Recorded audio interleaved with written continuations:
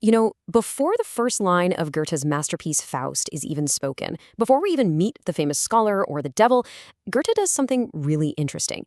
He starts with what he calls a prelude in the theater, a meta-theatrical debate that happens right there on stage, and it sets the tone for everything, and I mean everything that follows.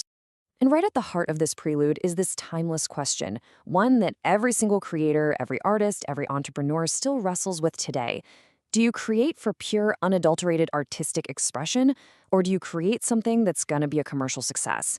Is it even possible to do both? Well, that's the exact conflict Goethe dives into before his main story even kicks off.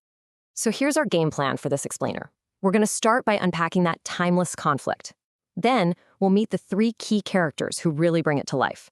From there, we'll see how their argument is actually a secret map for the entire play. We'll even look at it through a modern philosophical lens, before finally asking the big question. What does this 200-year-old debate really tell us about life, art, and performance today? All right, let's dive right into our first topic, this timeless creative conflict. At its core, the prelude is this really raw, honest look at the tension between idealism and just plain old pragmatism. It's that eternal battle every creator faces, right? How do you make something meaningful while also, paying the bills? And this isn't just some abstract philosophical idea. Goethe is being incredibly self-aware here. He's basically using this prologue to tell us that his play, Faust, is trying to walk this very same tightrope. He wants it to be both a spectacular, crowd-pleasing show and a deep, profound piece of literature. He's trying to satisfy both the box office and the history book. So who's actually having this debate? Let's meet the three characters on stage. And it's really important to get this. These aren't just people. They're powerful symbols, kind of like archetypes for the competing forces that exist inside any creative project. First up, you've got the director. He represents the spirit of commerce. He just wants a profitable show, a packed house. Then there's the poet, the pure idealist who dreams of creating a timeless masterpiece. And caught right in the middle is the actor. He's all about the spirit of performance, that immediate electric connection with an audience, right here and now. And the contrast between the director and the poet, wow, it could not be more stark. The director is all about the bottom line. He says the crowd desires to be stunned, and what he really values is applause and a healthy balance sheet. The poet, on the other hand, literally despises what he calls the vulgar crowd. He's not creating for them. He's dreaming of artistic immortality, creating for posterity, not for profit. This is where the actor becomes so important. He's the mediator, the one who bridges this huge gap.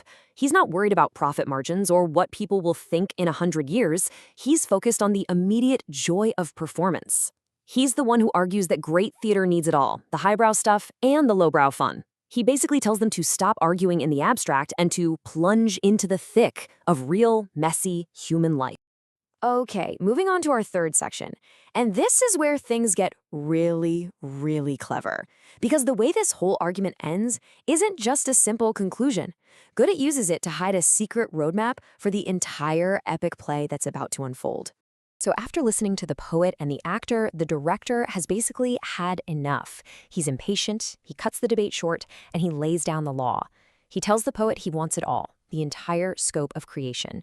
He commands him to write a story that moves from heaven across the world to hell. And that one line is just brilliant. It's a perfect summary of Faust's entire journey, spelled out before the play even begins. It signals to the audience that we're about to go from a wager in heaven through all of Faust's chaotic earthly experiences and ultimately face the infernal consequences of his deal with the devil. It's all right there. Now, this structure is fascinating on its own, but it gets even cooler when we analyze these 200-year-old characters through a more modern lens, specifically the philosophy of Friedrich Nietzsche. In fact, if you look at it this way, the entire prelude can be read as a powerful critique of what Nietzsche called herd mentality, the tendency to just follow the crowd. Through this Nietzschean lens, the characters totally transform.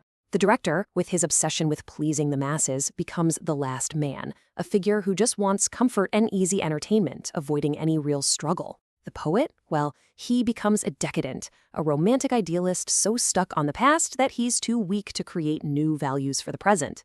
And the actor, he becomes the hero here, the Dionysian spirit, that life-affirming force that says yes to life in its entirety, embracing the chaos, the joy, and the sorrow. So let's bring this all home in our final section. After all this debate, what's the ultimate takeaway? What is Goethe trying to tell us before his main character, Faust, even sets foot on stage? At the end of the day, the prelude's resolution comes down on the side of the actor. It suggests that true meaning, real meaning, isn't found in the poet's dusty old books or the director's profitable balance sheets. Nope, it's found in getting your hands dirty, in active, messy, full-on participation in life itself. And this sets the stage perfectly for the central theme of Faust. Think about it.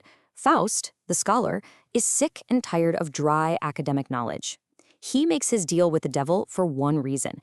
He wants to stop observing life and start living it. The entire work is a massive celebration of visceral experience and continuous striving, and a rejection of just sitting on the sidelines. So Goethe leaves us with this provocative little question, and I'll leave it with you. As you approach your own work, your passions, your life, which role do you find yourself playing? Are you the pragmatic director, focused on the outcome? The idealist poet, always searching for perfection? Or are you the actor, embracing the messy, beautiful, and immediate performance of the moment?